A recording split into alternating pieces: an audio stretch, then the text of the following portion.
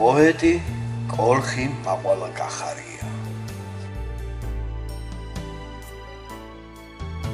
მე გზა მიყვარდა შენსკენ სავალი, გზა უსასრულო დაულეველი. სულის წუხილის გაყუჩებას შენგან არცველი. რამდენი ფიქრი გაჰყვა ჟამთაცვლას, რამდენი წყენა გულში ნატუხი, რამდენი რამე დამრჩა ართქმული.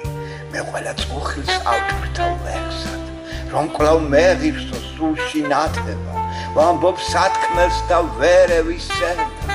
მე მაინც მიყვარს ის გზა, რომელიც შენამდე მიდის და მიხარია, არც ერთი წუთი არ მინანია.